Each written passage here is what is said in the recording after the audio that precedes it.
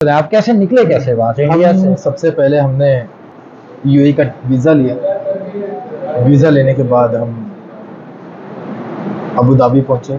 Abu Dhabi पहुंचने के बाद हम अफगानिस्तान की एम्बेसी गए 7 तारीख। 5 तारीख को हम इंडिया से गए। 7 तारीख को अफगानिस्तान की एम्बेसी गए। उनसे हमने कहा कि भाई हमें टूरिस्ट वीज़ा चाहिए अफगानिस्तान। टूरिस्ट वीजा जी सही है। टूरिस्ट वीज़ा हमें मिल गया 1.5 से 2 घंटे में। वहीं बैठे रहे, उन्होंने मतलब दे दिया 1.5 से 2 घंटे में। उसके बाद हमने काबुल की टिकट कराई 8 तारीख रात 3 बजे। रात 3 बजे हमने कामयार की टिकट ली और हम सीधा काबुल पहुंचे। सही है। काबुल पहुंचने के बाद वालिद साहब की तबीयत सामने बीपी शुगर सब है। थोड़ी मालिश वगैरह करता हूँ तो आराम रहता है। दवा खाते हैं, बाकायदा दवाएं हैं इनकी, डॉक्टर्स का पर्चा है, यहाँ से भी दवाएं ली हैं।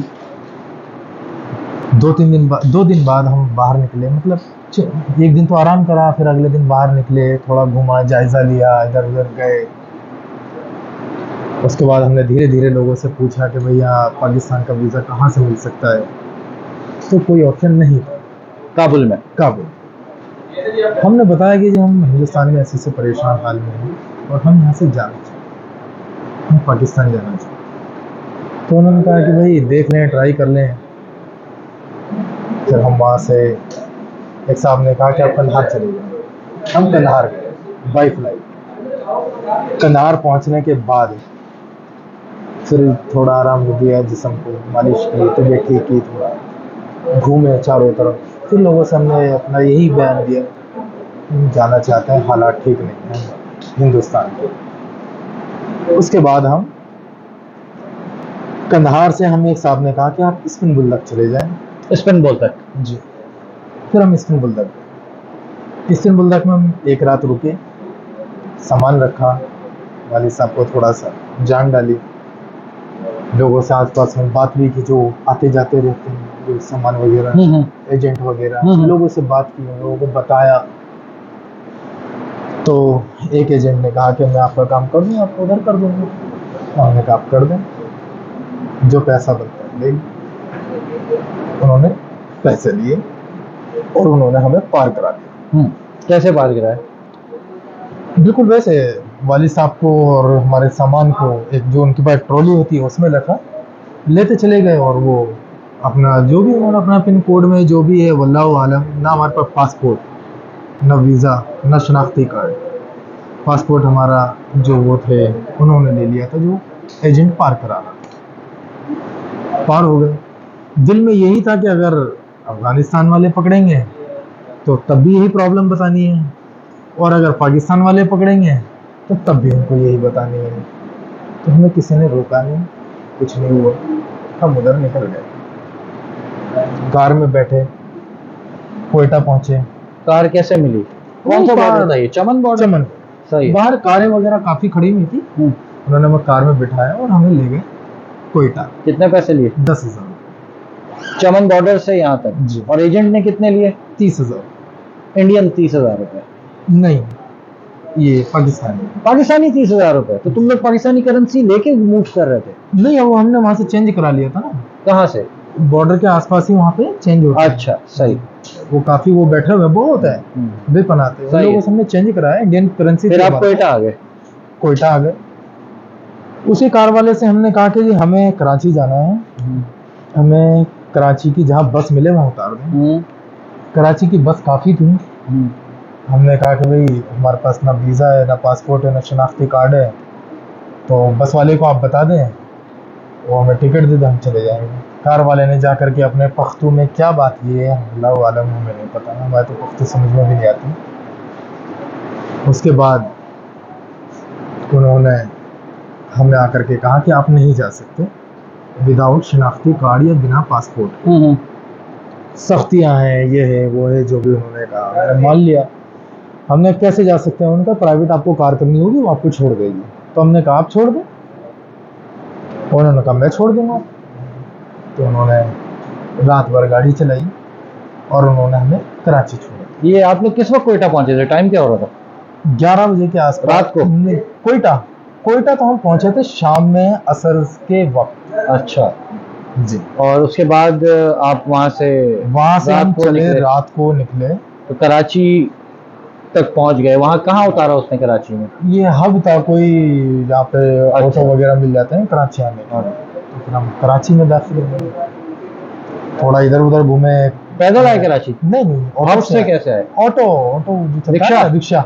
अच्छा, रिक्शा हम ऑटो बोलते हैं, रिक्शे से हम आए। Auto rickshaw. जी। फिर हम वहाँ पे एक इलाका है औरंगी 4 में उतरे। तो हमने वहाँ पे जमात इस्लामी वालों का और कुछ तंजीमों का, तहरीक लब्बैक वालों का ऑफिस पूछा, मस्जिद पूछी।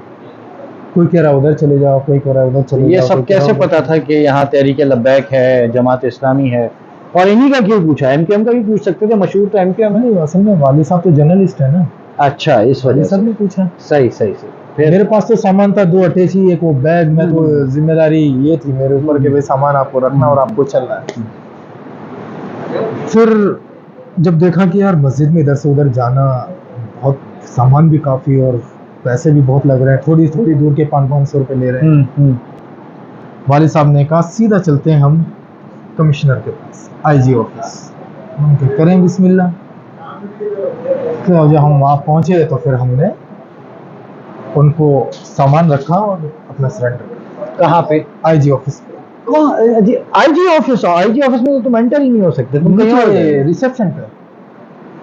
कैसा था रिसेप्शन आईजी ऑफिस? बिल्कुल घुसते ही एक ऑफिस बना हुआ है।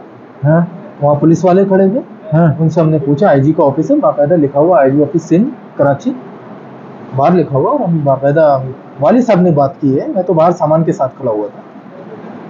वाली साहब ने कहा कि हमें अरेस्ट कर लिया जाए। कौन सी जगह है जहाँ आईजी ऑफिस सिंध लिखा हुआ है? Karachi IG office Sindh. अच्छा,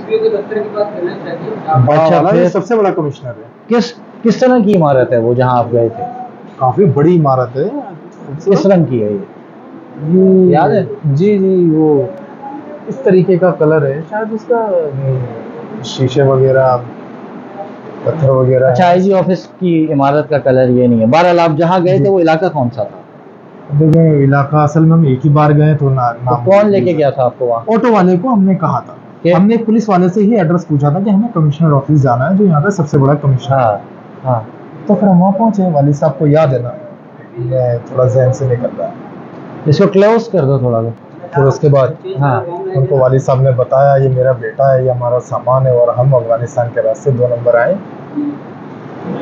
तो फिर उन्होंने एक ही बात कही कि देखें, हम आपको अरेस्ट नहीं कर सकते, ना हम आपको कुछ लिख करके दे सकते। हमने कहा कि सर, हमें फिर जगह नहीं मिलेगी, कहीं होटल नहीं मिलेगा। होटल भी हमने काफ़ी तलाश किया, होटल वगैरह भी नहीं मिल रहे। उन्होंने कहा तो फिर रह लें, आप तो जहाँ मर्जी करें। फिर उसके बाद हम एक पुलिस स्टेशन गए, बंगाली पाड़ा के पास पुलिस स्टेशन। क्या नाम था उसका? पुलिस स्टेशन का नाम मुझे याद नहीं है। अच्छा जी, वहाँ पर गए थे, बंगाली पाड़ा के पास पुलिस स्टेशन। औरंगी टाउन के बंगाली पाड़ा के पास। बंगाली पाड़ा भी बहुत सारे हैं।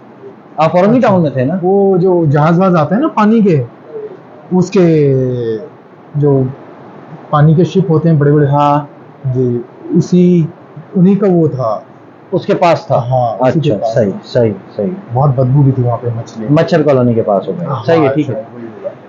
उनको हमने सेम परेशानी बताई, उनको कहा कि हम ऐसे से आए हैं और हम भाग के आए हैं। तो उन्होंने हमसे छोड़ के पूछा कि आप लॉन्च में बैठ कर के आए? तो हमें लॉन्च तो हमें पता ही नहीं था, हमने पहली बार वर्ड सुना था यहाँ पे लॉन्च कोई चीज़ होती है। हमने कहा लॉन्च से आप बताएं क्या, किस वाले साहब ने पूछा किसे कहता है लॉन्च। तो उन्होंने कहा कि आप पानी के जहाज़ में आए। तो हमने कहा नहीं, हम अफगानिस्तान से आए हैं। तो उन्होंने कहा अच्छा। तो हमने उनको सब कुछ बताया। तो उन्होंने कहा कि देखिए, हम आपको लिख के नहीं दे सकते, हम आपको एसएचओ साहब से भी नहीं मिलवा सकते। आप फला था, क्या नाम, एसीपी को क्या बोलते हैं, पता नहीं एसपी को क्या बोलते हैं। एसपी शायद, एसपी ऑफिस। तो वहाँ चले जाए। हम एसपी के पास गए। वहाँ पे भी जो सीनियर थे उनसे मुलाकात नहीं हो पाई, तो रिसेप्शन पे ही मुलाकात हुई। तो उन्होंने कहा कि देखें जी, आपको पनाह तो कोई भी नहीं देगा यहाँ पर, आपको होटल भी नहीं मिलेगा और हम आपको लिख करके भी कुछ नहीं दे सकते हैं। आप एक काम करें, आप ईदी वालों के पास चले जाएं। फिर ऐसे धीरे धीरे रास्ता बना, ईदी वालों के पास गए, सुबह के भूखे थे, प्यासे थे, खाना खाया, बैठे। बिलाल साहब थे एक, उनसे मुलाकात वालिद साहब ने की। उनको बताया कि हम कुछ नहीं, कोई झूठ नहीं, सब कुछ जो एज इट इज था, जहाँ जहाँ हम गए थे सब उनको बताया। उन्होंने कहा, उन्होंने फिर अपने ऊपर बड़ों से बात की। और उसके बाद आप ईदी पहुंच गए, यहाँ पहुंच ईदी, गए, हाँ, टावर पे पहुंचे थे हम। ईदी टावर पहुंचे, उन्होंने उन्होंने यहाँ हमें भेज दिया। यहाँ भेज दिया। यहाँ तक की तो बात ठीक हो गई। अब मुझे एक सवाल का जवाब दें। इंडिया में मुस्लिम अक्सरियती इलाके भी हैं, जी, आप वहां कहीं क्यों नहीं गए? आप जिस अफगानिस्तान में रुक जाते, वहां क्यों नहीं रुके? पाकिस्तान का इंतखाब क्यों किया, वो भी कराची का इंतखाब क्यों किया? या ये वालिद साहब से पूछें? नहीं नहीं, बिल्कुल हाँ, मेरे से बताएं। पूछें। असल में क्या था कि एक हमारी दिल की ख्वाहिश भी थी कि पाकिस्तान एक इस्लामिक मुल्क है, अफगानिस्तान भी है, अफगानिस्तान भी है, इमारात भी है। जी, इमारात भी है। असल में क्या है कि इधर कल्चर, तहजीब सब अपने जैसा है, जबान का फर्क नहीं है। बस ये है कि हम थोड़ा सा हिंदी बोलते हैं और यहाँ उर्दू में बिल्कुल यही था। दिल की ख्वाहिश हमारा पाकिस्तान था। अगर कोई रास्ता नहीं बनेगा तो अफगानिस्तान को हम अपनाएंगे। अफगानिस्तान में भी हम इधर उधर घूमे, तो अफगानिस्तान में ज़बान की सबसे बड़ी हमारे लिए परेशानी। हम जिससे भी बात करते हो पख्तू में बात करता, कुछ समझ में नहीं आता। खाने की भी काफ़ी परेशानी हुई हमें, एक ही चीज़, एक ही आइटम, गोश्त। इंडिया अगर आपको गवर्नमेंट किसी दर्जे में वापस बुलाए, सिक्योरिटी की जिम्मेदारी ले, फिर वापस जाएंगे? नहीं, क्यों? मेरी उम्र 31 साल है, हाँ, मेरे वालिद की उम्र 70 साल है। मेरा तो इनकाउंटर तय है। क्यों एनकाउंटर? जी, कुछ भी कह देंगे कि वहाँ से ट्रेनिंग लेकर के आया है। यार वो खातून भी तो इधर से अपने बच्चों को छोड़ के चली गई, तो निकाह कर लिया उसने, क्या नाम था उसका, मैं नाम भूल गया। जी, क्या नाम है उसका? साइमा। हाँ, वो तो सुकून से रह रही है। वो मुसलमान तो नहीं है ना? मुसलमान होती तो पता चल जाता।